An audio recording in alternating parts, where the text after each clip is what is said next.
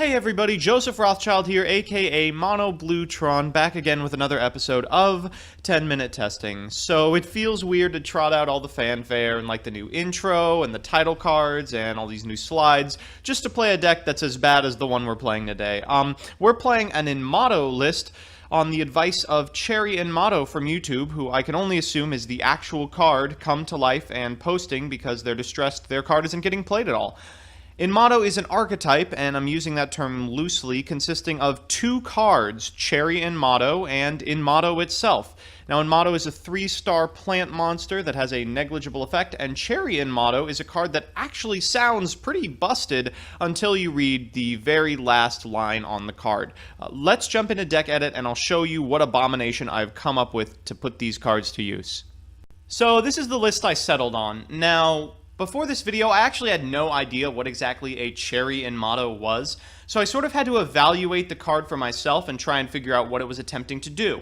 Now you look at it, and it's a 2-star plant tuner that special summons monsters from the deck, and I know my mind immediately jumped to Plant Synchro. However, the card is terrible in Plant Synchro for a number of reasons. Firstly, it has to be destroyed by battle in order to get its effect of special summoning from the deck. Second, the cards that it can special summon are terrible. They're extra copies of itself, and in Mato, a 3-star plant monster that might as well not have an effect. Third, its attack is just slightly too high to be reborn by Debris Dragon. And fourth, the monsters that it special summons can't be used as synchro monsters the turn they're special summoned. So you can't even attack it into something with higher attack and then go into a nice little 5-star synchro. So then I had to evaluate what else plants are good at, and I thought about Black Garden. Now, for those of you who don't know, Black Garden is a field spell that slows the game down to a crawl, halves the attack of every single monster that's normal or special summoned, and summons a Rose token with 800 attack for their opponent. Really grinds out games, very unfun, and one of my personal favorite cards. Now, by utilizing Black Garden, I think we can use In Mato as an engine to generate value in a larger stun deck. The idea is, on an empty board, you're going to want to play Black Garden, go through Lone Fire Blossoms, giving your opponent 3 or 4 Rose tokens, land on a Cherry In Mato, attack the Cherry In Mato into one of the Rose tokens, it gets destroyed, you give them their 5th Rose token, and then special summon an In Mato in defense mode. Now your opponent's board is completely full of 800 attack monsters while you have an 800 defense monster, and at this point you can use cards like the World Tree to grind out advantage and eventually consume your opponent's resources. So that's the idea of the deck. We're also playing things like Debris Dragon because we're playing Lone Fire and might as well play some good cards. We have Titanical as a win condition alongside Thorn of Malice. We can get her off Lone Fire and then put Thorn of Malice on her, and she can repeatedly attack into the useless Rose tokens to deal a lot of damage. We have some cool stuff in the extra deck, including Super Heavy Samurai Swordmaster Mushashi, not a tribal Super Heavy Samurai, but can attack while in defense mode, which is actually pretty cool for a deck that halves the attack of all of the monsters that get played. We're also playing Horn of Heaven because we'll always have Black Garden tokens to tribute, and Quaking to slow the game down even more. So let's jump into the games and see how they go. So our first game is up against Cristrons. Now, this deck is pretty cool, and I'm excited to see it in action in the coming months. For now, you know, we'll just have to suffer through it on YGO Pro, but that's fine. I'm going to get Lone Fire Blossom, but because I dualitied, I would rather just set this Cherry In Mato and pass. Once again, this is a giant weakness of the deck, hoping that your opponent just attacks into nothing. Like a smart person, he doesn't, but does allow me to get several Lone Fire Blossoms off, which I'm going to do. Then summon Tyrannical, attack, and when he uses the effect of Crystron Cleon, I'm going to go ahead and Solemn Notice it, get in for 2,800. So things are looking pretty good. I don't really want to flip up Cherry In Mato in order to have sack fodder for Titanical, because, to be honest, I want to make more Cherry In Matos. We're going to Debris Dragon our Lone Fire Blossom back, and go into Ancient Fairy Dragon, because now we can get our Black Garden by destroying his card. We also have a World Tree. At this point, I am, in fact, going to flip up Cherry In Mato, because negating single target spells seems pretty important when we have a 28 and a 21, 2 cards that will get over anything our opponent is going to play while Black Garden is out. He's going through the summoning plays of his deck. Each one of his summons is going to, of course, give me a Black Garden token and create a swarmy field, and at this point he decides he is done playing.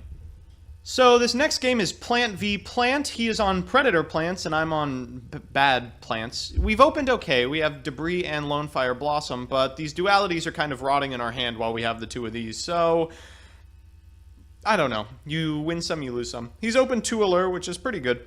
We're going to start out by lone firing our way into a Cherry In Mato. Unfortunately, we don't really have a better play. I don't really feel like just getting out Titanical so she can get killed by any spell in the format. He's going to start out with these Allures, and wait, what's that? A Black Garden. We're going to go ahead and Solemn this Adaliodon Magic. He's going to get another one, and then use it, and then get a Chimera Rafflesia, and then play Black Garden. Now, this is a bad decision. Black Garden only answers to its true master, and this man is no Black Garden master. So he's going to go ahead and get about 1 million Rose tokens. I don't have any problem with that. He's banishing stuff with Chimera Rafflesia. We're going to use Debris Dragon in order to get Lone Fire back, and then make Black Rose Moonlight Dragon like it's 2014. That's going to bounce that Predator Plant back. I'm going to use Lone Fire's effect so that it goes to the graveyard. Very smart. You always want to be doing that.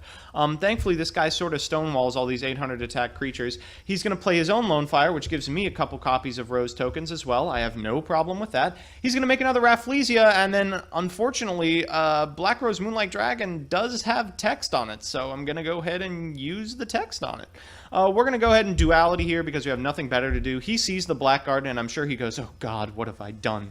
But thankfully, World Tree is in that Duality, so we're going to get that going. I'm afraid that this is probably something that can kill Black Rose, so we're going to destroy it with World Tree before I get back to attacking with her. I would really not like to be Quaking, but after I see it's just a Solemn, I'm like, you know, he's probably not even playing Quaking. Let's just start attacking with both of them like a boosted Bonobo, and we do just that. We're in a pretty commanding position here. I'm going to go ahead and set this Horn of Heaven, just in case he does anything spooky. He's going to Instant Fusion a Thousand Eyes Restrict like it is GOAT format, and wow, all of a sudden we're back in 2001 again. Okay, well, there goes Black Rose Moonlight Dragon, which is okay. I'm pretty sure these 800 attack tokens can just ride me to victory. So we're going to Duality again, go ahead and grab Regeki. I figure Regeki's probably better than anything else that I could have potentially drawn. He's going to Allure with no cards in hand and get it, and then set one of the cards. And I'm like, oh no, they all have more than 800 defense. Well, that's fine. Fun fact, if you flip up a monster, then it doesn't actually get its attack halved. He's going to draw Cupidity off the top, you know, just casually, as usual. We're going to Horn of Heaven that guy. He's going to Predator Planter back one of these Predator Plants. It's got 1,000 defense, so we actually can't get over it until we draw this equip spell. Does piercing, halves its attack, so we are just getting closer and closer to the end of this game. He can't pay for the Predator Plant. He's going to set some cards, and I'm going to get in for lethal. Establishing my role at the top of the Black Garden food chain. So if you thought that last game was like super boring, wait till you see this one. We're playing against Stun with a period. He's just playing stun cards. He's got Air Force. He's got Fossil Dyna, he's got Thunder King, Torrentials. I mean, Jesus Christ, we have In Matos. So we're going to go ahead and Duality. We find some Cherry In Matos. I'm like, that could be worse. Let's take one. We also have Black Garden. It's not optimal, but it's not terrible either. Our opponent is going to play Thunder King. Thunder King can actually get over the Rose tokens, which is almost a really big problem for us. But I figure we can probably weasel our way out of this. I'm going to flip up Cherry In Mato. He flips up Macro, and I'm like, oh god, Cherry In Mato has to go to the graveyard. I'm dead. I'm going to sink into the best card in the deck, Super Heavy Samurai, Swordmaster Mishashi. So here's my reasoning. It gets around all the Mirror Forces, which I know he's playing because he's flipped up Macro and also Thunder King. It gets over any creature because it has 2,300 attack. I'm like, I have this game completely locked out. I have won as long as this card is not exactly Fossil Dyna Pachycephalo, which of course it is. So he's going to blow up all the special summon monsters, play Barrier Statue of the Drought. Here I'm in Regeki or Bust mode. I'm like, well, I guess I have like 3 or 4 turns before I die. I could probably draw it. Oh, well, we'll just draw it the first time then, sure. And then we're going to go ahead and set Debris Dragon. Now, if you set a monster and flip it up, they don't get a token, and its attack doesn't get halved. So I figure 1,000 is probably enough to get over anything he's playing. He's going to use Storming, and I'm like, okay, well, we'll just try the whole thing again. I'm not really worried. He's going to Card of Demise, destroy the World Tree instead of Black Garden. I don't know about that one. Maybe he thought since I was playing Terraforming, there was a pretty big chance I already had another Black Garden, but I do have another World Tree, so I'll fire that off. Now, this Soul Charge is not looking very good in a world where we have nothing in our graveyard. He's going to play Necro Valley, just insult to injury at this point. We draw Lone Fire, and I'm like, actually, we can still use Lone Fire. Let's go ahead and do that. And it gets noticed. And I'm like, okay, well, that's fine. I didn't really want to anyway. Now we have a real problem, because this token can actually beat us up every turn until the end of the game. So I figure I got to find a monster. Now, I can't really Quaking it, because Quaking doesn't really work the way I want with tokens, except he's going to summon Banisher of the Radiance, and I'm like, that sounds like a Quaking to me. Let's Quaking, then the tokens trade. I'm like, okay, and we got some counters on the World Tree here. We're getting there. We're going to Terraforming just to thin our deck a little. I mean, at this point, he knows exactly what we're doing.